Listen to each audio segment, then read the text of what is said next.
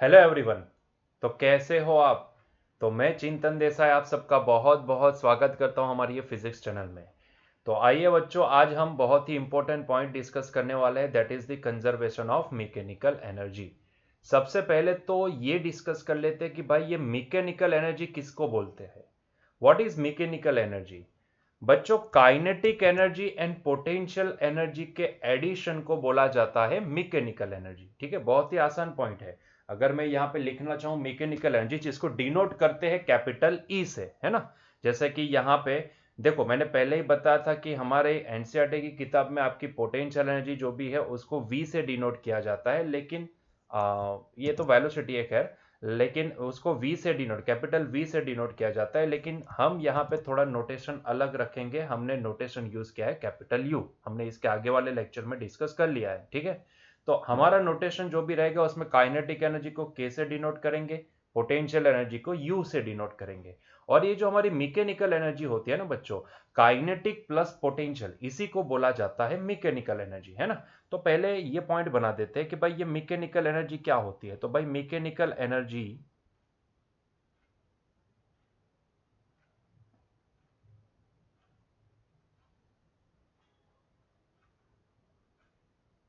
जिसको हम डिनोट करते हैं ई से, कैपिटल ई से, है ना। तो ये मैकेनिकल एनर्जी होती है, किसी भी पॉइंट के पास mechanical energy is nothing but equal to kinetic energy plus potential energy. ठीक है, तो ये पॉइंट आपको ध्यान में रखना है कि ये जो मैकेनिकल एनर्जी होती है, मैकेनिकल एनर्जी किसको बोला जाता है। तो भाई किसी भी पर्टिकुलर पोजीशन पे मैकेनिकल एनर्जी का मतलब होता है kinetic energy plus potential energy. ठीक है, तो अभी बात यह आती है कि तो फिर उसका कंजर्वेशन कैसे डिफाइन हो सकता है, मतलब कि कंजर्वेशन ऑफ मैकेनिकल एनर्जी कैसे हम आइडेंटिफाई कर सकते हैं, कैसे इसको डिफाइन कर सकते हैं। तो आपकी एनसीईआरटी की किताब में बहुत ही बढ़िया से एक सेंटेंस दिया गया है, that is the total mechanical energy of a system is conserved if the forces doing work on it are conservative in nature. मतलब कि किसी ऑब्जेक्ट के ऊपर एक्ट करने वाला फोर्स अगर कंजर्वेटिव नेचर वाला है, तो ऐसे केस में वो ऑब्जेक्ट की मैकेनिकल एनर्जी कंजर्व्ड रहती है, ऐसा ये स्टेटमेंट बोलना चाहता है ना। लेकिन ऐसे आइडेंटिफाई कैसे करेंगे, मतलब कि ये समझ में नहीं आया सेंटेंस क्या कहना चाहते हैं। हाँ, इतना समझ में आया कि भाई अगर किसी ऑब्जेक्ट के ऊपर अगर कंजर्वेटिव फोर्स एक्ट कर रहा है, मतलब कि जो ऑब्जेक्ट है, ऑब्जेक्ट के ऊपर जो वर्क डन हो रहा है फोर्स की वजह से, वो फोर्स कंजर्वेटिव वाला फोर्स है, तो ऐसे केस में उसकी जो मैकेनिकल एनर्जी होगी वो कंजर्व्ड रहेगी। मतलब कि आप कहीं पे भी नोट डाउन कर लो मैकेनिकल एनर्जी, कोई भी पोजीशन पे नोट डाउन कर लो, वहां पे हर एक पोजीशन पे आपको मैकेनिकल एनर्जी कांस्टेंट नजर आएगी। मतलब कि जितनी किसी एक पोजीशन पे, उतनी ही अलग पोजीशन ले लो वहां पे भी उतनी ही मिलेगी। कोई और अलग पोजीशन, उससे अलग पोजीशन ले लो तो वहां पे भी आपको उतनी ही मिलेगी। मतलब कि मैकेनिकल एनर्जी कंजर्व हो जाएगी। मतलब कि काइनेटिक प्लस पोटेंशियल, ये जो एडिशन है ना काइनेटिक एंड पोटेंशियल का, ये एडिशन कांस्टेंट रहेगा, ऐसा हम बोल सकते हैं। लेकिन ये कंडीशन क्या है? कंडीशन ये है कि जो ऑब्जेक्ट जिसके आप यहां पे मैकेनिकल एनर्जी निकाल रहे हो, वो ऑब्जेक्ट के ऊपर एक्ट करने वाला फोर्स कौन सा होना चाहिए? कंजर्वेटिव नेचर वाला होना चाहिए, है ना। वो फोर्स ऐसा होना चाहिए कि जो सिर्फ एंड पॉइंट पे डिपेंडेंट हो। मतलब कि अगर मैं कंजर्वेटिव फोर्स को, अगर मैं आसान भाषा में अगर मैं समझाना चाहूं, तो मैं ये समझा सकता हूं कि भाई ऐसा फोर्स कि जो सिर्फ एंड पॉइंट के ऊपर डिपेंड करता है, मतलब कि ऐसा फोर्स कि जिसके लिए क्लोज लूप बना दिया जाए तो वहां पे वर्क डन जीरो हो जाए। मतलब कि आप जहां से किसी ऑब्जेक्ट को, यहां से मान लो कि मैं किसी ऑब्जेक्ट को ऊपर ले जाता हूं और ऊपर लेके आके मैं वापस नीचे लाता हूं, तो अभी total work done by that particular force, conservative force कितना होना चाहिए? जीरो होना चाहिए, है ना। जीरो होना चाहिए, क्योंकि यहां पे जो इनिशियल पोजीशन है वही फाइनल पोजीशन हो जाएगी। और इनिशियल वही फाइनल, तो upper limit minus lower limit अगर आप वर्क डन निकालने के लिए वहां पे अप्लाई करोगे, तो फाइनल पोजीशन भी वही और इनिशियल पोजीशन भी वही।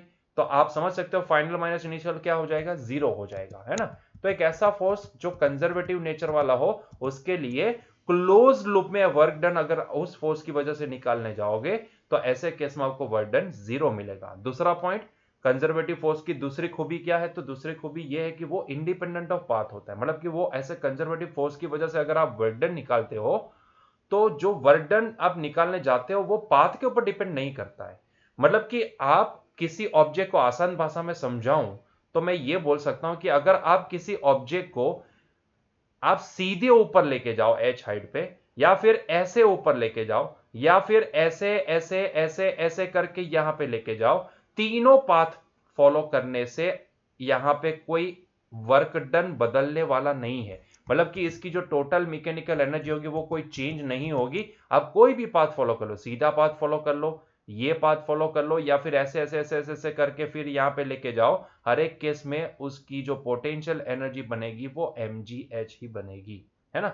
उसी तरीके से अगर मैं उल्टी भाषा में बोलूं, उल्टी डायरेक्शन में दिखाऊं, तो किसी ऑब्जेक्ट को आप सीधा नीचे लेके आओ, या फिर ऐसे करके लेके आओ, या फिर घुमा फिरा करके नीचे लेके आओ, ये तीनों केस में उसकी जो यहाँ की टोटल एनर्जी बनेगी जो भी होगी वो हाफ mvf² के बराबर ही होगी। मतलब कि यहां पे हम ये बोल सकते हैं कि it is independent of path होती है। तो जब भी कंजर्वेटिव फोर्स की बात आती है तो ऐसे केस में कंजर्वेटिव फोर्स की वजह से जो वर्क डन निकलता है वो इंडिपेंडेंट ऑफ पाथ होता है ना। एंड दूसरा पॉइंट हमने क्या देखा, तो भाई हमने ये देखा दूसरा पॉइंट कि भाई कंजर्वेटिव फोर्स की वजह से जो वर्क डन निकलते हैं उसको अगर क्लोज लूप में वर्क डन निकालने जाए, मतलब कि जहां से हम जर्नी स्टार्ट करते हैं किसी ऑब्जेक्ट को, मैं यहां से नीचे से ऊपर लेके जाता हूँ, वापस वहां से ऊपर से नीचे लेके आता हूँ, तो अगर मैं यहाँ पे ये पूरे पाथ पे टोटल वर्क डन निकालने जाऊं तो वो हमेशा जीरो मिलेगा, है ना, वो हमेशा जीरो मिलेगा। तो ये उसकी खूबी है कंजर्वेटिव फोर्स की। और कंजर्वेटिव फोर्स कौन से है, तो भाई एक तो अभी ही स्टडी करने वाला है ग्रेविटेशनल फोर्स, उसी तरीके से आगे हम इलेक्ट्रोस्टैटिक में भी स्टडी करेंगे, that is the electrostatic force, ठीक है। लेकिन उसकी बात अभी नहीं करेंगे, अभी सिर्फ हम ग्रेविटेशनल फोर्स की बात करेंगे, और वो भी हमें पता है mg, हम सिर्फ यहाँ पे mg फोर्स को ही डिस्कस करेंगे, ठीक है। तो हमारे लिए कंजर्वेटिव फोर्स मतलब कि ग्रेविटेशनल फोर्स अभी के लिए 11th स्टैंडर्ड के लिए अभी हम ग्रेविटेशनल फोर्स जो भी है वही एक हमारे लिए कंजर्वेटिव फोर्स। आगे जाएंगे 12th स्टैंडर्ड में तो इलेक्ट्रोस्टैटिक स्टडी करेंगे, मैग्नेटिज्म स्टडी करेंगे, तो वहां पे हमारी अलग अलग कैटेगरी मिलती जाएगी। लेकिन अभी के लिए हम इतना कंसिडर करते हैं कि भाई हमारे लिए अगर मैं कंजर्वेटिव फोर्स की बात करता हूं तो ऐसे केस में मेरे दिमाग में एक ही फोर्स आना चाहिए, and that is the gravitational force, ठीक है। तो कंजर्वेटिव फोर्स तो समझ में आ चुका है। तो अभी बात करते हैं तो यार ये कंजर्वेशन ऑफ मैकेनिकल एनर्जी मतलब कैसे हम इसको डिफाइन करें, मतलब कि हम कुछ क्या मैथमेटिकल स्टेप्स का इस्तेमाल करके क्या इसको हम डिफाइन कर सकते हैं ताकि हम उसको समझ पाए। हमें इतना ये स्टेटमेंट से इतना तो पता चल चुका है कि अगर किसी ऑब्जेक्ट के ऊपर जिस फोर्स की वजह से हम वर्क डन निकालना चाहते हैं वो फोर्स अगर कंजर्वेटिव नेचर वाला है तो डेफिनेटली वो ऑब्जेक्ट की मैकेनिकल एनर्जी कंजर्व्ड रहेगी, है ना। लेकिन उसको हम थोड़ा मैथमेटिकल स्टेप्स में भी हम उसको आइडेंटिफाई करने की कोशिश करते हैं, उसको समझने की कोशिश करते हैं, ठीक है। चलिए, तो लेकिन उसको समझने के लिए मैं क्या करता हूं, मैं यहां पे वर्क एनर्जी थ्योरम का इस्तेमाल करता हूं, ठीक है। तो मैं क्या करने वाला हूं, मैं यहां पे पहले तो वर्क एनर्जी थ्योरम को इस्तेमाल करने वाला हूं। तो भाई from the work energy theorem, ध्यान से देखते जाइएगा, from work energy theorem, from work energy theorem, भाई मैं ये लिख सकता हूं कि टोटल वर्क डन किसके बराबर होता है, डेल्टा के के बराबर होता है ना। अभी बच्चों ये जो हम ये वर्क डन लिखते हैं ना, ये W is equals to delta K, actual में अगर मैं इसको थोड़ा अच्छे से इलाबरेट करता हूँ, उसको अगर थोड़ा एक्सपांड कर दूं, तो एक्सपांड करके मैं इसको क्या लिख सकता हूं पता है, ये जो वर्क डन होता है ना वो किसी एक फोर्स की वजह से नहीं होता है, ये टोटल वर्क डन होता है। किसी ऑब्जेक्ट के ऊपर सिर्फ एक फोर्स नहीं लगता है, बहुत सारे फोर्स लगते हैं, है ना। तो ये जो वर्क डन में लिखूं ना, उसको अगर मैं इलाबरेट करके लिखूं तो मैं इसको ऐसे लिख सकता हूं, ये जो वर्क डन है वो टोटल वर्क डन है, ये टोटल वर्क डन है। इसमें कौन सा वर्क आ जाता है, तो इसमें work done due to the external agent आ जाता है, इसमें work done due to the friction आ जाता है, इसमें work done due to the conservative force आ जाता है, work done due to the non conservative force भी आ जाता है। लेकिन अभी फिलहाल हम ये 3 कैटेगरी को हम पहचानते हैं, इसलिए हम ये 3 कैटेगरी को लिखते हैं, है ना। तो ये जो W है ना वो अल्टीमेटली ये तीनों, अभी के लिए तीनों, यहां पे एक नॉन कंजर्वेटिव फोर्स की भी कैटेगरी ऐड कर सकते हो, है ना। लेकिन अभी के लिए हम एक्सटर्नल एजेंट के द्वारा होने वाला वर्क डन से हम वाकिफ है, work done due to the friction भी हमें पता है, and work done due to the conservative force ये भी हमें पता है ना। तो इसीलिए हम ये वर्क डन को थोड़ा इलेबोरेट करके क्या लिखे, it is nothing but work done due to the external agent plus work done due to the friction plus work done due to the conservative force, that is equivalent to delta K. क्या आपको ये point समझ में आया? मैंने क्या क्या सिर्फ ये जो वर्क डन जिसको हम W अकेला लिखते हैं वो एक्चुअल में है क्या, ये बना है, ये W बना है work done due to the external agent से plus work done due to the friction plus work done due to the conservative force से, है ना। तो तीन ऐसे वर्क डन को मिला दो तब जाके आपको ये वर्क डन मिलता है। एक्चुअल में यहाँ पे एक और कैटेगरी बाकी है, that is the non conservative force, है ना, ये कैटेगरी बाकी है। लेकिन अभी फिलहाल हम ये तीन को पहचानते हैं तो हम ये तीन ही लिखते हैं और हमारे लिए इतना काफी है ना। तो ये तीनों मिलके ये टोटल W बनाते हैं। क्लियर हुआ ये पॉइंट? ठीक है। लेकिन जिस सिचुएशन की हम यहाँ पे बात कर रहे हैं उसमें क्लियरली हमने बोला है कि जो भी यहाँ पे वर्क डन होगा वो सिर्फ कंजर्वेटिव फोर्स की वजह से होगा, मतलब कि यहाँ पे एक्सटर्नल एजेंट गायब है, यहाँ पे फ्रिक्शन भी नहीं है, फ्रिक्शन लेस सरफेस है ऐसा मान लो। जैसे कि किसी ऑब्जेक्ट को, यहाँ पे एग्जांपल के तौर पे मैं बोलूं तो किसी ऑब्जेक्ट को अगर मैं किसी पर्टिकुलर हाइट से गिराता हूं तो ऐसे केस में सिर्फ mg ऐसा एक फोर्स है जो इसको नीचे लेके आएगा, है ना।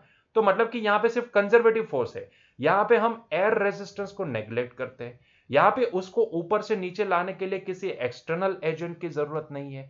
तो भाई मैं ये हटा दूं, अगर मैं ये W एक्सटर्नल इसको हटा दूं और work done due to friction इसको हटा दूं, ये दोनों को अगर मैं जीरो मान लेता हूं तो अब मेरे लिए कहानी क्या बनेगी, अब मेरे लिए कहानी बनेगी work done due to the conservative force किसके बराबर होगा, डेल्टा के के बराबर होगा, है ना। क्योंकि यहाँ पे कोई एक्सटर्नल एजेंट है नहीं, यहाँ पे कोई फ्रिक्शन नहीं है, तो हमने इन दोनों को हटा दिया है। हाँ, एक और चीज यहाँ पे आपको ध्यान में रखना है कि भाई ये जो work done due to the friction होता है ना, ये फ्रिक्शन की वजह से होने वाला वर्क नेगेटिव होता है। हमने भले यहाँ पे प्लस लिखा है लेकिन जब भी आप इसकी वैल्यू प्लेस करोगे तो at that time you have to consider the negative sign, मतलब कि work done due to the friction एक नेगेटिव होता है। फ्रिक्शन का रोल यही होता है कि जो सिस्टम में से एनर्जी को शक कर लेता है, वो स्ट्रो लेके बैठा होता है जो एनर्जी को निकाल लेता है सिस्टम में से, उसको हीट के फॉर्म में रिलीज कर देता है ना। तो अगर फ्रिक्शन गायब है तो कोई प्रॉब्लम नहीं है, लेकिन अगर फ्रिक्शन है तो ऐसे केस में आपको ध्यान में रखना है कि भले हमने यहाँ पे बीच में प्लस लगाया है लेकिन ये work done due to the friction itself is a negative value, तो अपने आप यहाँ पे प्लस की जगह पे क्या आ जाएगा, माइनस आ जाएगा, क्योंकि ये इसकी वैल्यू जो निकालोगे ना वो नेगेटिव आएगी और आपको पता है माइनस प्लस क्या होता है, माइनस होता है ना। तो ये आपको ध्यान में रखना है। खैर हमारे लिए ये सिचुएशन जो भी है जिसमें हम कंजर्वेशन ऑफ मैकेनिकल एनर्जी देखने वाले हैं, ऐसे केस में हम सिर्फ कंजर्वेटिव फोर्स को यहाँ पे ध्यान में रखेंगे। इसके लिए मैंने यहाँ पे work done due to the external agent and work done due to the friction को नेग्लेक्ट कर दिया है, इसको निकाल दिया, इसको अज्यूम कर लो कि जीरो मान लिया है ना। तो अभी कहानी कुछ इतनी बनी कि भाई work done due to the conservative force किसके बराबर होगा, डेल्टा के बराबर होगा। क्या आपको यह भी पता है कि फिजिक्स में पोटेंशियल एनर्जी डिफाइन नहीं है लेकिन change in potential energy define है? हमने इसके आगे वाले लेक्चर में देखा था, है ना। याद करो, थोड़ा सा याद करोगे तो आपको समझ में आ जाएगा। यहाँ पे देखो हमने यहाँ पे कहाँ गई पोटेंशियल एनर्जी, सॉरी हम बहुत आगे चले गए, हाँ यहीं पे है। देखो ये मैंने लिखा था पॉइंट, ये मैंने लिखा था पॉइंट, याद आया कुछ? Change in potential energy defined है, और वो कैसे डिफाइंड है, तो भाई change in potential energy negative work done by conservative force के बराबर होती है ना, और positive work done by external agent के बराबर होती है ना। तो यहां पे क्या मैं, ये जो मेरा पॉइंट है यहां पे जो conservative force work done due to the conservative force, क्या मैं इसको it is nothing but equal to minus delta U लिख सकता हूं? जरा सोच के मुझे बताओ, क्या मैं ये इसको माइनस डेल्टा यू लिख सकता हूं? जी बिल्कुल लिख सकते हो, क्योंकि delta U is equal to क्या होता है, negative work done due to the conservative force होता है, और वो positive work done by external agent के बराबर होता है ना। लेकिन हम यहां पे सिर्फ अभी कंजर्वेटिव फोर्स की बात करते हैं, तो मैं इतना तो लिख सकता हूं कि चेंज इन पोटेंशियल एनर्जी किसके बराबर होती है, negative work done by conservative force के बराबर होती है। तो भाई work done by conservative force क्या मैं negative change in potential energy के बराबर लिख सकता हूं? जी हाँ, माइनस को लेफ्ट हैंड साइड पे भेज दो तो डब्ल्यू की वैल्यू माइनस डेल्टा यू लिख सकते हैं।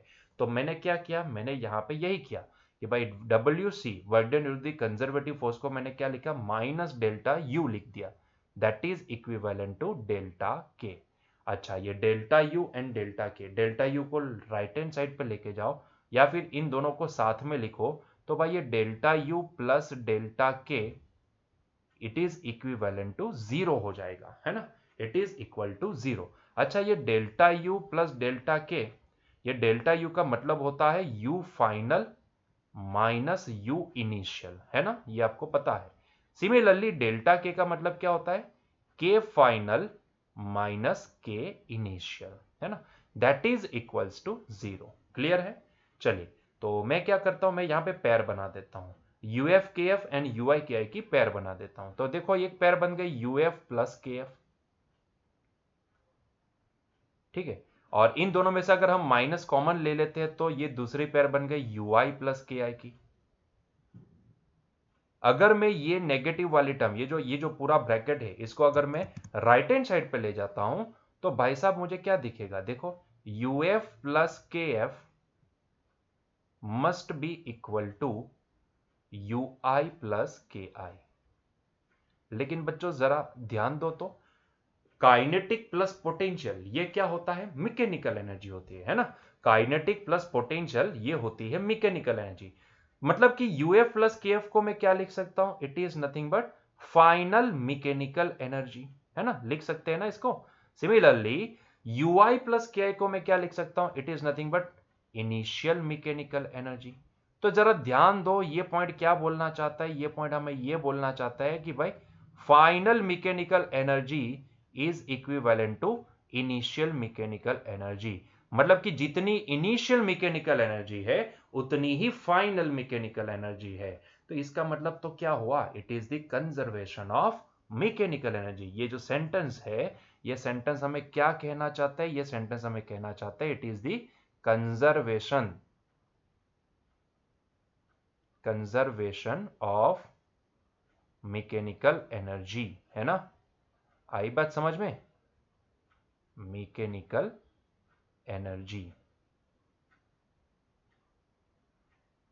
ठीक है। पॉइंट बहुत ही सिंपल है, बहुत ही सिंपल है कि अगर सिर्फ कंजर्वेटिव फोर्स की वजह से वर्क डन हो रहा है तो ऐसे केस में कंजर्वेशन ऑफ मैकेनिकल एनर्जी वाला पॉइंट हम लगा सकते हैं। कंजर्वेशन ऑफ मैकेनिकल एनर्जी मतलब कि किसी भी पोजीशन पे आप इनिशियल एंड फाइनल दोनों मैकेनिकल एनर्जी को अगर आप कंपेयर करोगे तो आपको वो दोनों सेम नजर आएगी। मतलब कि mechanical energy remain constant through out that particular path, ठीक है, हम ये बोल सकते हैं, है ना।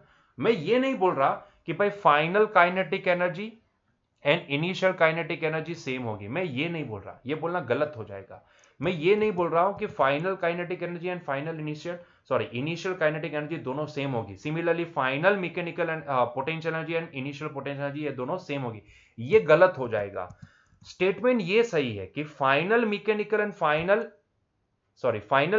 And initial mechanical should be equal, है ना। जब भी सिर्फ कंजर्वेटिव फोर्स है तो ऐसे केस में final mechanical energy must be equivalent to initial mechanical energy, क्योंकि मैकेनिकल एनर्जी बनती है काइनेटिक एंड पोटेंशियल के एडिशन से। तो हो सकता है कि काइनेटिक एंड पोटेंशियल दोनों अलग अलग हो। जैसे कि अगर मैं एक एग्जांपल के तौर पे अगर मैं आपको एक एग्जांपल दूं, तो मान लो कि फाइनल पोटेंशियल है 2 joule and final kinetic energy late से 8 जूल। तो हो सकता है कि इनिशियल पोटेंशियल जो भी एनर्जी जो भी है वो हो सकती है 6 जूल और ये जो है वो 4 जूल हो सकती है। तो ये पॉसिबिलिटी है। तो आप देखोगे तो दोनों केस में एडिशन करोगे तो 8 + 2 एंड 6 + 4 दोनों 10 ही आएंगे। लेकिन इसका मतलब ये नहीं होता कि भाई final potential and initial potential ये दोनों सेम होगी तब, और final kinetic and initial kinetic ये दोनों भी सेम होगी, ये गलत हो जाएगा, ठीक है। दोनों का एडिशन सेम आएगा, काइनेटिक एंड पोटेंशियल का एडिशन सेम आएगा, जिसको हम मैकेनिकल एनर्जी बोलते हैं ना। यही होती है conservation of mechanical energy. Clear हुआ ये पॉइंट?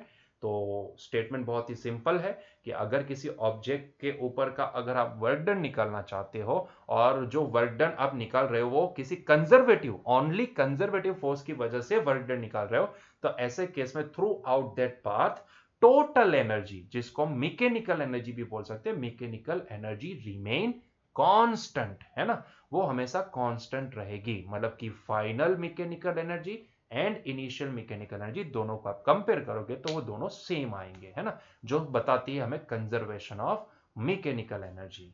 और इसका अगर आप एग्जाम्पल देखना चाहते हो तो ये रहा हमारे पास एग्जाम्पल। मान लो कि आप किसी बच्चों ऑब्जेक्ट को जिसका मास लेट से m है, जिसका मास लेट से m है, उसको आप किसी पर्टिकुलर कैपिटल H हाइट से गिरा रहे हो, तो ऐसे केस में ये फ्री फॉल है ना, ये फ्री फॉल है, तो ऐसे केस में ये हो गई हमारी इनिशियल कॉन्फ़िगरेशन, इनिशियल पोजीशन, और जब वो नीचे गिरेगा तब ये होगी हमारी फाइनल पोजीशन, है ना। तो इनिशियली वो कहां होगा, किसी पर्टिकुलर हाइट से जहां से वो उसको गिराया जा रहा है ना, तो वो होगी हमारी इनिशियल। फाइनल क्या होगी, ग्राउंड पे, जब वो ग्राउंड पे पहुंचेगा, यहां पे गिरेगा, तो ये जो पोजीशन होगी वो उसकी फाइनल पोजीशन होगी। मान लो हम इसको पर्टिकुलर हाइट से गिरा रहे तब उसकी वेलोसिटी जीरो है, ऑब्वियसली ये फ्री फॉल है, तो उसकी इनिशियल वेलोसिटी क्या होगी, जीरो होगी। और मान लो कि जब भी वो ग्राउंड पे पहुंचेगा तब उसकी फाइनल वेलोसिटी इंक्रीज होते होते कितनी हो चुकी है, लेट्स से वीएफ के बराबर। तो क्या यहां पे आपने नोटिस किया कि ये जो ऑब्जेक्ट है या ये जो बॉल है जो पर्टिकुलर हाइट से फ्री फॉल कर रहा है, अल्टीमेटली वो सिर्फ कंजर्वेटिव फोर्स की वजह से नीचे आ रहा है, मतलब कि ग्रेविटी की वजह से नीचे आ रहा है। तो यहां पे डेफिनेटली हम कंजर्वेशन ऑफ मैकेनिकल एनर्जी लगा सकते हैं, है ना। डेफिनेटली हम यहाँ पे mechanical conservation of mechanical energy लगा सकते हैं। मतलब कि ये है हमारी इनिशियल कॉन्फ़िगरेशन या फिर इनिशियल पोजीशन मान लो, एंड ये है हमारी फाइनल पोजीशन। और अगर मुझे कोई बोलता है कि भाई उसकी फाइनल वेलोसिटी कितनी हुई होगी, आसानी से आप ये पता कर सकते हो, आपको करना कुछ भी नहीं है, क्योंकि यहां पे सिर्फ कंजर्वेटिव फोर्स है, कंजर्वेटिव फोर्स ही एक्ट कर रहा है, तो इसकी वजह से मैं यहां पे सीधा कंजर्वेशन ऑफ मैकेनिकल एनर्जी लगा देता हूं।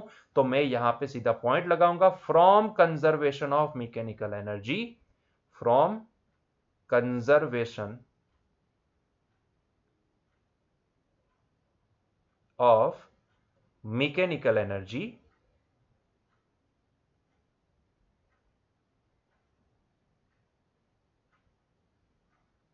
मुझे पता है final mechanical energy must be equal to initial mechanical energy, है ना। हर एक जगह पे नहीं लग सकता है ये point. Conservation of mechanical energy वहीं पे लगता है जहां पे सिर्फ कंजर्वेटिव फोर्स हो, सिर्फ और सिर्फ कंजर्वेटिव फोर्स की वजह से ऑब्जेक्ट की मोशन हो रही है, तब हम ये पॉइंट लगा सकते हैं। अच्छा, फाइनल पोजीशन मतलब कि ये ग्राउंड वाली पोजीशन। अच्छा, मैकेनिकल एनर्जी मतलब कि पोटेंशियल प्लस काइनेटिक, मतलब कि यूएफ प्लस के एफ, और ये जो ई आई है इसको मैं लिख सकता हूं यू आई प्लस के आई, है ना। इसको मैं लिख सकता हूं यू आई प्लस के आई, सो इसको हम लिखेंगे यू आई प्लस के आई। ठीक, चलिए, तो अभी यू एफ कितनी होगी, तो भाई यू एफ मतलब कि फाइनल पोजीशन पे उसकी पोटेंशियल एनर्जी कितनी, तो फाइनल पोजीशन है ग्राउंड पे, और ग्राउंड पे पोटेंशियल एनर्जी जीरो होती है। अच्छा, वहां की काइनेटिक एनर्जी कितनी होगी, तो भाई वहां पे वेलोसिटी इंक्रीज होते होते कितनी हो चुकी है, वी एफ, तो मैं इसको लिखूंगा हाफ एम वी एफ का स्क्वायर, है ना। That is equivalent to you i. U i मतलब कि इनिशियल पोजीशन पे उसकी पोटेंशियल एनर्जी। इनिशियल पोजीशन कौन सी है, ये कैपिटल एच हाइट पे, वहां पे पोटेंशियल कितनी होगी, तो हमें पता है M G into capital H के बराबर, प्लस वहां की काइनेटिक कितनी भाई, तो वहां पे वहां से तो वो फ्री फॉल कर रहा है ना, तो फ्री फॉल कर रहा है, that's why it's initial velocity is zero, तो उसकी इनिशियल काइनेटिक भी क्या होगी, जीरो होगी। तो आप इस दोनों को कंपेयर करोगे तो आपको कुछ वैल्यू मिल जाएगी वीएफ की, तो निकालो वीएफ की वैल्यू क्या हो जाएगी, तो ये आ जाएगी भाई एम जी एच, और यहां से एम एम को छम्मा छम्मा कर दिया, एम एम कैंसिल हो गया, तो भाई यहां से वी एफ स्क्वायर की वैल्यू क्या आ जाएगी, तो वी एफ स्क्वायर की वैल्यू आ जाएगी हमारे पास ट्वाइस जी एच। मतलब कि मैं यहां पे वी एफ की वैल्यू क्या लिख सकता हूं, वी एफ की वैल्यू मैं लिख सकता हूं under root twice G H के बराबर। क्या आपको ये फॉर्मूला कुछ याद आया, देखा देखा नहीं लग रहा है आपको। हमने ये फॉर्मूला डिराइव किया था कहां पे, फ्री फॉल वाली कंडीशन में।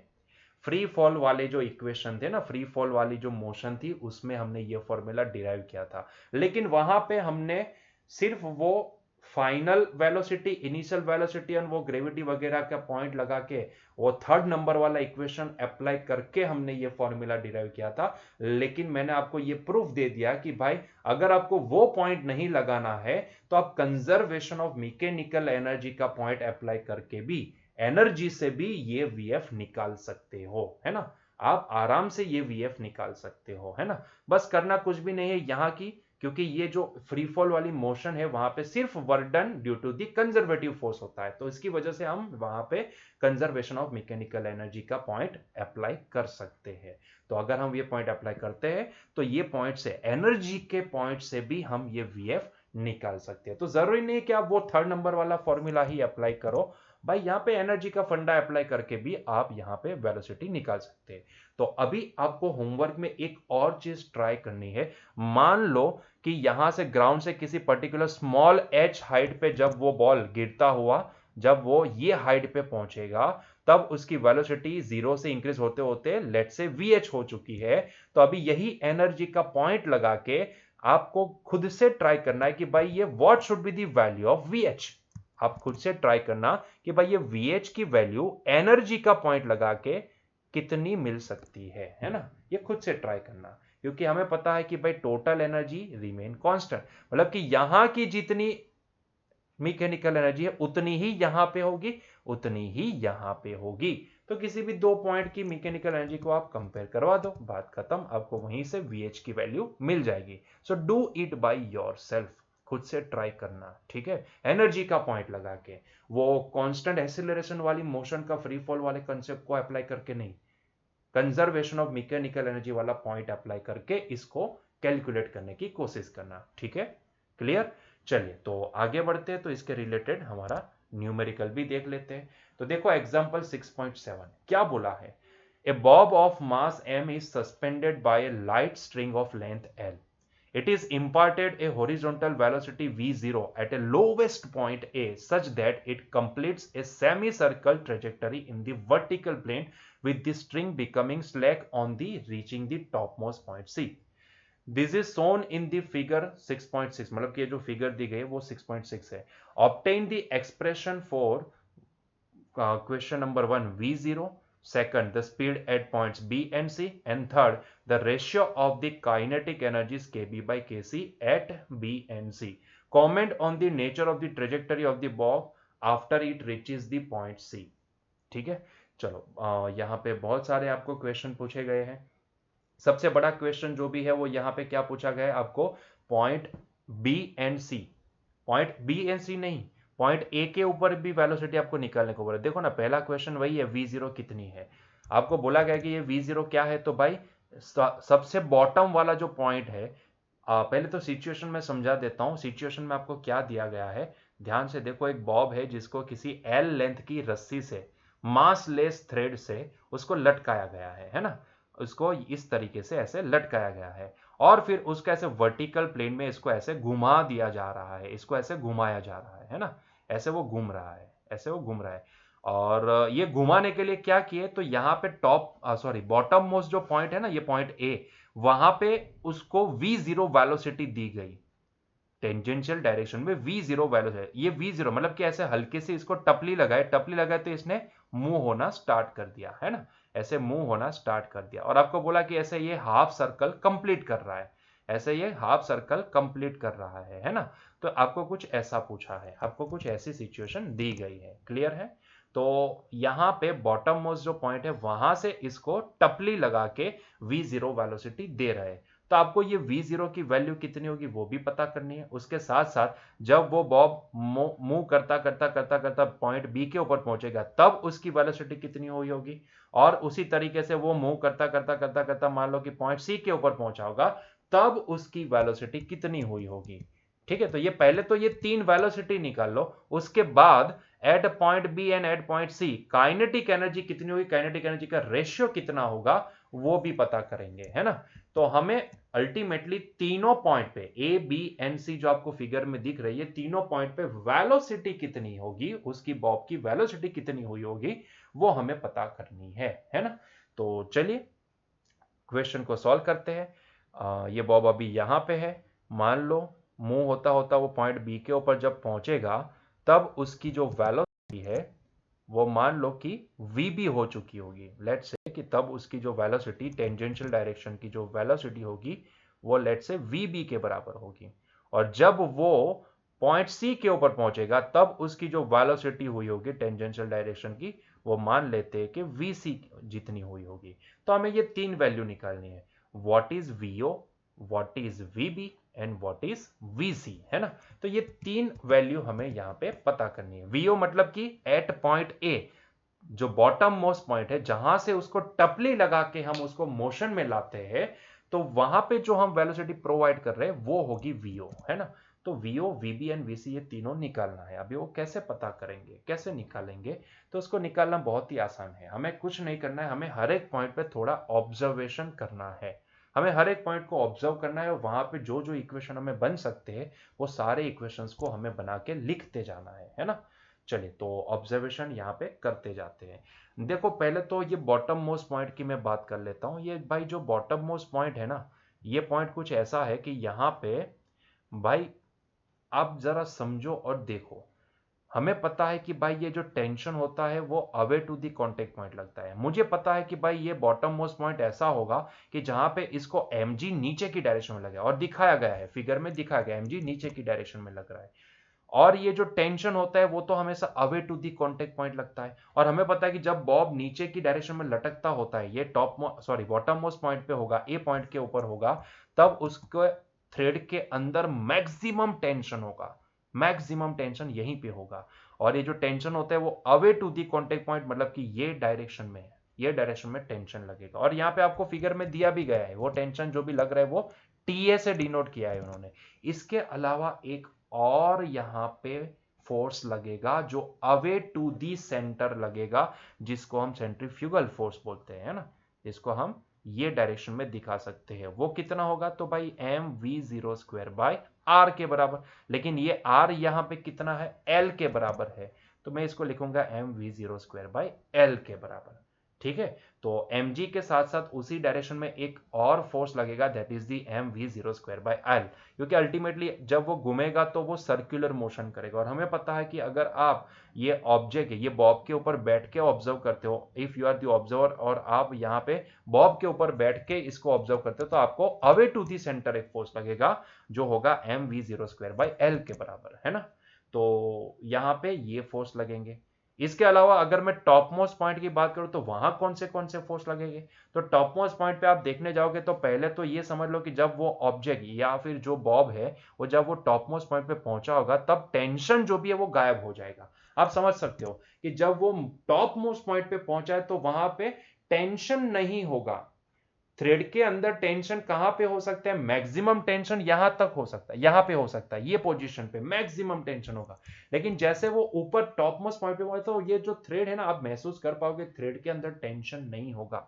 ठीक है, टेंशन, और आपको यहाँ पे बोला भी गया है, यहाँ पे आपको बोला भी गया है, देखो ना, ये बोला है string becoming slack only on reaching the top most point C. तो यहां से टेंशन गायब हो गया। ये जो टॉप मोस्ट पॉइंट सी है वहां पे जब वो बॉब पहुंचा, थ्रेड से बंधा हुआ है लेकिन टेंशन गायब हो गया, ऐसा समझ लो। ठीक है, टेंशन गायब होगा, लेकिन अभी भी mg तो लगेगा ना, क्योंकि उसके पास मास तो है खुद का। तो mg तो नीचे की डायरेक्शन में ही लगेगा। लेकिन उसके साथ साथ आप देखोगे तो अवे टू दी सेंटर एक और फोर्स यहाँ पे महसूस होगा, and that is the M, यहाँ की वेलोसिटी कितनी है, vc, तो M V C square by L के बराबर, जिसको हम क्या बोलते हैं, सेंट्रीफ्यूगल फोर्स बोलते हैं, है ना। तो ये अवे टू दी सेंटर एक और फोर्स यहाँ पे आपको नजर आएगा। तो यहाँ पे देखोगे तो टॉप मोस्ट पॉइंट पे सिर्फ दो ही फोर्स है, एक ये अवे टू दी सेंटर और एक mg जो टूवर्ड्स दी सेंटर लगता नजर आएगा, है ना। तो ये दो फोर्स ही होंगे। तो चलिए एनालिसिस लिखते जाते हैं। तो पहले तो पॉइंट ए के पास की बात करते हैं, तो मैं पहला एनालिसिस लेता हूं एट पॉइंट ए का। क्वेश्चन का आंसर तो बाद में देते, पहले तो एनालिसिस देख लेते हैं। तो एट पॉइंट ए अगर मैं यहां पे लिखने जाता हूं तो एट पॉइंट ए, पहले तो फोर्स की बात कर ले तो एट पॉइंट ए, भाई मुझे फोर्स कौन से नजर आ रहे हैं, तो एक टेंशन है और दो फोर्स है जो नीचे की डायरेक्शन में लगते नजर आ रहे हैं। और क्योंकि मुझे यहाँ पे दिख रहा है कि भाई ये बैलेंस कंडीशन में हो गए, तो मैं ये बोल सकता हूँ कि ये जो टेंशन है वो इन दोनों फोर्स को संभाले रखा है। तो यहाँ पे मैं ये लिख सकता हूँ कि ये जो टेंशन है, tension is equals to mg plus M V zero square by L के बराबर होगा, M V zero square by L के बराबर होगा, है ना। तो ये हो गया हमारा पहला रिजल्ट, ये पहला पॉइंट। एंड दूसरा पॉइंट यहां से क्या, तो दूसरा पॉइंट एनर्जी। भाई यहाँ की मैकेनिकल एनर्जी कितनी होगी, क्योंकि आप यहाँ पे देखोगे तो महसूस कर पाओगे कि ये जो मोशन होगी ना, ये जो बॉब आपको ऐसे ऐसे ऐसे ऐसे घूमता नजर आएगा, यहाँ पे कोई भी फ्रिक्शन नहीं है, कोई भी एक्सटर्नल एजेंट नहीं है, जो भी मोशन हो रही है यहाँ पे देखो हर एक जगह पे mg की वजह, मतलब कि कंजर्वेटिव फोर्स की वजह से हो रही है, तो यहाँ पे conservation of mechanical energy definitely होगा, है ना। तो मैं क्या करता हूं, यहाँ पे ये पॉइंट ए के पास की टोटल एनर्जी मतलब कि मैकेनिकल एनर्जी भी लिख देता हूं, क्योंकि कंजर्वेशन ऑफ मैकेनिकल एनर्जी हम यहाँ पे अप्लाई कर सकेंगे। तो एट पॉइंट ए हमने देखा कि टोटल फोर्स जो भी है वो फोर्स के बीच का रिलेशन क्या बना, तो टेंशन, इसको मैं टी ए बोल देता हूं, क्योंकि यहाँ पे ए पॉइंट के पास जो रस्सी में टेंशन होगा वो टी ए से डिनोट किया है इन्होंने। तो T A M G N M V zero square by L, ये दोनों को संभाले रखा है, ऐसा हमें नजर आया। तो ये रिलेशन हमें फोर्स का मिला। उसी तरीके से अगर मैं यहाँ की एनर्जी लिखने जाऊं, तो यहाँ पे at point A mechanical energy कितनी होगी, तो मैकेनिकल एनर्जी हमारे पास होगी, भाई ध्यान से देखो यहाँ की मैकेनिकल एनर्जी कितनी, जरा सोचो और सोच विचार करके मुझे बताओ। भाई ये हमारा बॉटम मोस्ट पॉइंट है, बॉटम मोस्ट पॉइंट है, मतलब कि यहाँ पे अगर मैं टोटल एनर्जी मतलब कि मैकेनिकल एनर्जी अगर मैं लिखना चाहूं, तो मैं ऐसे लिख सकता हूँ potential energy at point A plus kinetic energy at point ए। अभी ये जो बॉटम मोस्ट पॉइंट है ना, ये हमारे लिए रेफरेंस पॉइंट हो गया, मतलब कि यहां पे हम मान लेते हैं कि ये सबसे बॉटम मोस्ट का मतलब क्या होता है, बॉटम मोस्ट का मतलब कि इससे नीचे वाला पॉइंट तो अचीव नहीं होगा। जैसे कि ग्राउंड है तो ग्राउंड हमारे लिए सबसे नीचे वाला पॉइंट हो गया, ग्राउंड से और नीचे नहीं जा सकते ऐसा हम मान लेते हैं, तो ग्राउंड के ऊपर हम पोटेंशियल एनर्जी जीरो मान लेते हैं। तो हमारे लिए ये बॉटम ए पॉइंट जो भी है वो बॉटम मोस्ट पॉइंट है, तो यहां की पोटेंशियल एनर्जी हम क्या अज्यूम कर लेंगे, जीरो। वो हमारे लिए एक रेफरेंस पॉइंट है, क्योंकि उसके रिस्पेक्ट में अगर आप किसी पर्टिकुलर हाइट को अचीव करते हो तो वहां पे हमें कुछ पोटेंशियल एनर्जी नजर आएगी, है ना। तो ये हमारे लिए पॉइंट ए है, वो सबसे बॉटम मोस्ट लोवेस्ट पॉइंट है, इससे नीचे जाना पॉसिबल नहीं होगा ये बॉब के लिए, ऐसा हम मान लेते हैं। तो ऐसे केस में ये at point A potential energy कितनी होगी, जीरो होगी। तो पोटेंशियल एनर्जी अगर जीरो है तो यहां पे टोटल मैकेनिकल एनर्जी कितनी लिख सकता हूं, काइनेटिक एनर्जी के बराबर, क्योंकि यूए तो जीरो हो गई, और यहां पे काइनेटिक एनर्जी कितनी लिख सकते हैं, तो भाई half M V zero square के बराबर, है ना, क्योंकि यहां आपकी टेंजेंशियल वेलोसिटी कितनी है, वी जीरो है। तो ये हो गया हमारे लिए रिजल्ट नंबर 2।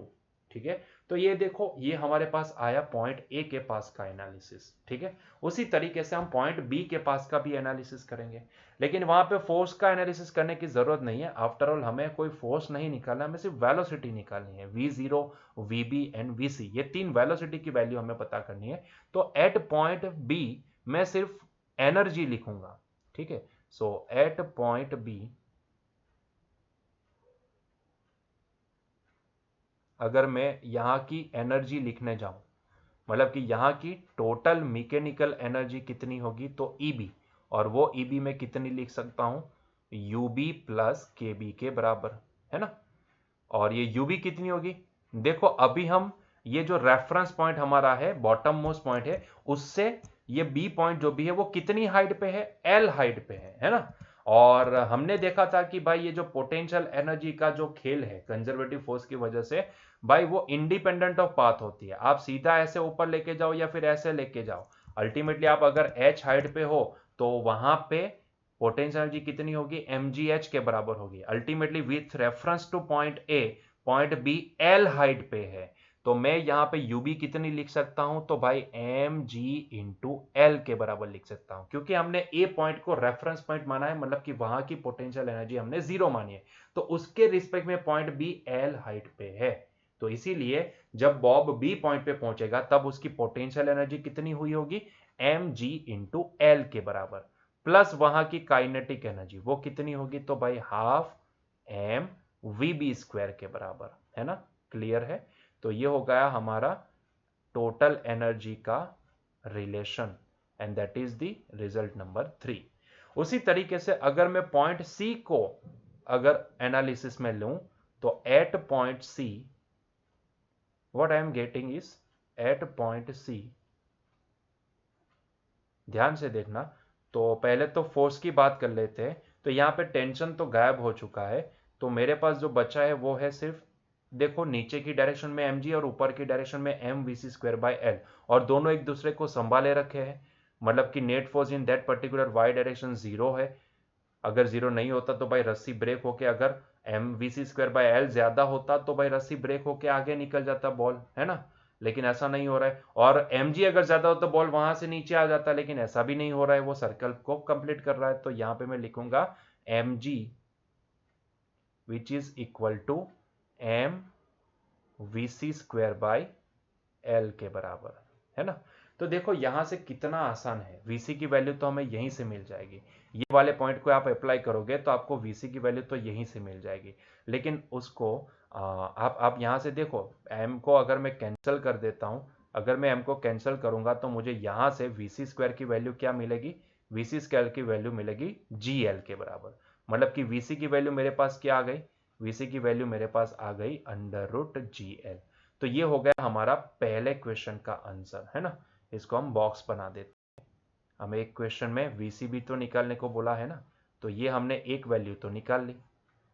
अच्छा, तो हमने जब वे फोर्स को कंपेयर किया तो यहां से हमें वीसी की वैल्यू मिल चुकी है। चलो वीसी तो हमें मिल चुका है, लेकिन यही पॉइंट सी के ऊपर अगर मैं एनर्जी का एनालिसिस लगाता हूं, मतलब कि total mechanical energy at point C में यहां पे लिखता हूं, तो इसी इज इक्वल्स टू हम लिख सकते हैं potential energy at point C plus kinetic energy at point C. अभी देखोगे तो सी पॉइंट ए पॉइंट से कितनी हाइट पे है, ट्वाइस एल हाइट पे है ना।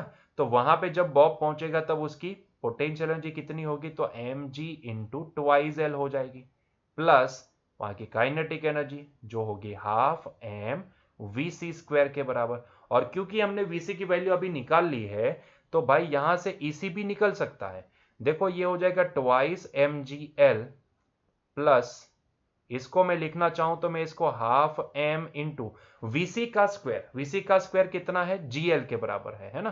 तो ये जीएल, और आप देखो तो twice M G L plus half M G L, तो ये 2 2 4 प्लस 1, दैट इज आप एलसीएम वगैरह ले गए तो आपको मिलेगा 5/2 एम जी एल, है ना, 5/2 एम जी एल।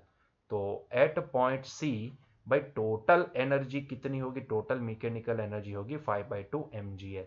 इसको मैं रिजल्ट नंबर 4 बोल देता हूं। देखो वीसी मिल चुका है, अभी हमारा इंटेंशन क्या है, वीबी निकालना है एंड वी जीरो निकालना है ना। तो वीसी तो मिल चुका है, अभी वीबी निकालते हैं एंड वी जीरो निकालते हैं। तो देखो यहां पे वीबी निकालने के लिए एंड वी जीरो निकालने के लिए हम क्या करेंगे, हम ये रिजल्ट नंबर 4 का इस्तेमाल करेंगे, क्योंकि मैंने अभी बताया कि यहाँ पे definitely conservation of mechanical energy हम अप्लाई कर सकते हैं। तो मैं यहां पे from the conservation of mechanical energy, from conservation of mechanical energy,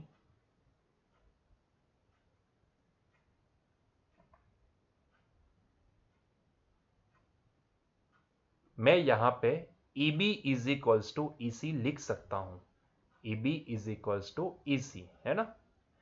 ठीक है, चलो EB कितना आया है हमारे पास, तो देखो mgl plus half mvb² that is equals to EC कितना आया हमारे पास, तो भाई ये आया 5/2 mgl। अच्छा, हमें VB निकालना है, तो एक काम करो, ये जो mgl है ना उसको राइट हैंड साइड पे लेके जाओ। तो यहां पे ये वैल्यू कुछ आ जाएगी हमारे पास half mvb² that is equals to 5/2 mgl minus mgl। देखो यहां पे एलसीएम लोगे तो 5 - 2 हो जाएगा 3, तो ये अल्टीमेटली हो जाएगा 3/2।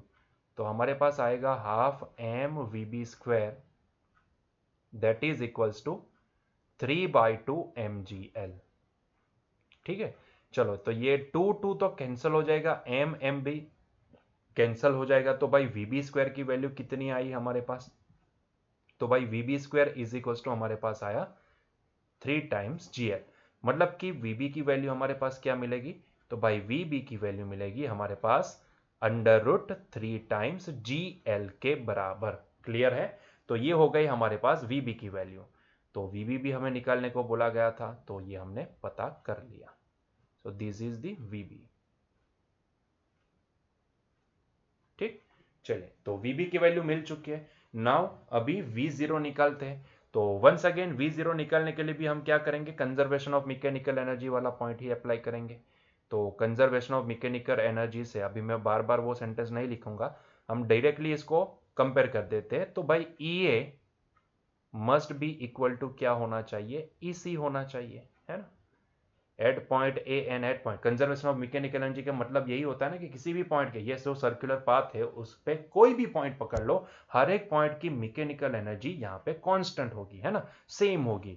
तो EA जो है half mv0 square, that is equals to, ये है हमारे पास EC, दैट इज 5/2 mgl। देखो यहां से m कैंसिल हो चुका है, 2 कैंसिल हो चुका है, तो हमारे पास V0 स्क्वायर कितना आया, V0 स्क्वायर आया हमारे पास 5gl के बराबर, है ना। तो ये आया हमारे पास 5gl के बराबर। तो भाई साहब यहां से V0 की वैल्यू क्या बनेगी, V0 की वैल्यू बनेगी अंडर रूट में 5 टाइम्स GL। क्लियर है।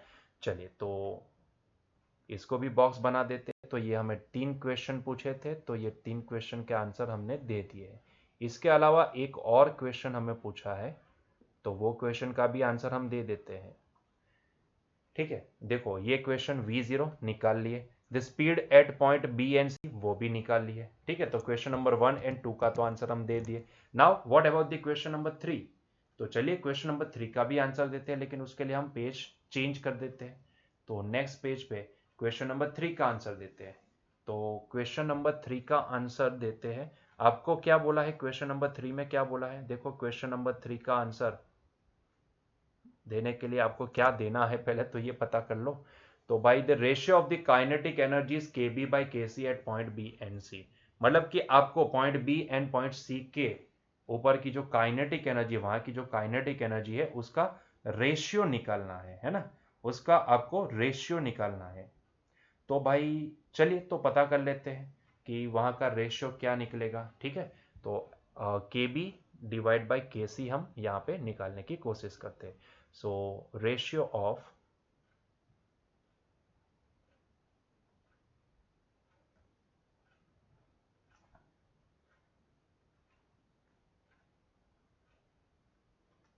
ठीक है, वो कितना होगा यहाँ पे, तो KB मतलब कि पॉइंट B के पास की काइनेटिक एनर्जी, है ना, पॉइंट B के पास की काइनेटिक एनर्जी, पॉइंट B के पास की काइनेटिक एनर्जी कितनी हो सकती है, पॉइंट B के पास की काइनेटिक एनर्जी भाई, पॉइंट B के पास की kinetic energy half mvb square, और VB हमारे पास कितना आया √3gl, है ना। तो यहां से √3gl वैल्यू हम प्लेस करेंगे वहां पे जाके। तो पहले हम ये लिखेंगे हाफ m, सिर्फ काइनेटिक एनर्जी का रेशियो निकालना है, तो ये होगा हाफ mvb स्क्वायर, और इसको मैं लिखूंगा हाफ mvc स्क्वायर। देखो हाफ हाफ m तो कैंसल हो चुका है, तो फर्दर यहाँ पे रेशियो हमारे पास क्या मिलेगा, VB square divide by VC square के बराबर, है ना। चलिए उसमें भी VB स्क्वायर, VB मतलब कि √3gl, √3gl का whole square, and VC square, VC कितना आया हमने कैलकुलेट किया था, देखो यहाँ पे VC है √gl, दिखा आपको √gl। ठीक है, तो ये होगा √gl। तो भाई ये होगा हमारे पास √gl का स्क्वायर। अभी ये अंडर स्क्वायर तो कैंसल आउट हो जाएंगे, तो ये हो जाएगा 3 times GL divide by GL। तो आप देखो ये रेशियो क्या निकल के आता है भाई, GL तो कैंसिल हो गया, तो ये रेशियो हमारे पास निकल के आया 3। मतलब कि मैं ये बोल सकता हूं कि KB/KC रेशियो हमारे पास कितना आता है, 3:1 के बराबर आता है ना, 3:1 के बराबर आता है। क्लियर है, क्लियर है। तो ये हो गई बात इसकी। ठीक है, इसके अलावा एक और क्वेश्चन आपको यहां पे पूछा गया है। तो क्वेश्चन में क्या पूछा गया आपको, देखो क्वेश्चन में आपको क्या पूछा गया है, क्वेश्चन में आपको यह पूछा है कि comment on the nature of the trajectory of the Bob after it reaches the point C। तो जब वो पॉइंट सी पे पहुंचता है उसके बाद उसकी पाथ की ट्रेजेक्टरी, मतलब कि उसका पाथ कौन सा होगा। देखो यहाँ पे दो पॉसिबिलिटी आती है, इसका हम ओरली आंसर देते हैं। यहाँ पे दो पॉसिबिलिटी निकल के आती है। पहली पॉसिबिलिटी, एट पॉइंट सी पे जब वो पहुंचा है तो वहां से हम थ्रेड को कट कर दे। अगर हम वहां से थ्रेड को कट करते हैं तो वो जो बॉल है, क्योंकि थ्रेड कट होने के कारण अभी थ्रेड कट हो चुकी है तो अभी उसका सेंटर से कोई कांटेक्ट नहीं है, तो ऐसे केस में वो सीधा प्रोजेक्टाइल मोशन करके नीचे गिर जाएगा, है ना। क्योंकि उसके पास सिर्फ एक ही वेलोसिटी है एक्स डायरेक्शन की, है ना, हॉरिजॉन्टल डायरेक्शन की वेलोसिटी होगी तो वो नीचे गिर जाएगा। लेकिन अगर हम थ्रेड को कट नहीं करते हैं तो क्योंकि ये पॉइंट के पास उसके पास अभी भी वेलोसिटी जीरो नहीं हुई है, आप देखो यहाँ पे अभी भी वेलोसिटी है, तो वेलोसिटी है तो इसका मतलब यह है कि अभी वो आगे बढ़ेगा और ये सर्कल को कंप्लीट करेगा। तो अगर थ्रेड को कट नहीं करते तो वो सर्कल को पूरा कंप्लीट कर देगा, तो उसकी जो ट्रेजेक्टरी होगी वो सर्कुलर पाथ, ये जो आपको दिखाया गया है फिगर में, वही पाथ को वो फॉलो करेगा। लेकिन अगर वहां पे पॉइंट सी के पास अगर हम थ्रेड को कट करते हैं तो वो प्रोजेक्टाइल मोशन करके नीचे आ जाएगा। ठीक है, तो इसका आंसर हम ये दे सकते हैं। क्लियर है, जो कॉमेंट देना था वो हमने दे दिया। तो बच्चों बस यहीं पे हमारा आज का लेक्चर एंड करते हैं बच्चों, मिलते हैं नेक्स्ट लेक्चर में। Till that enjoy your day, bye.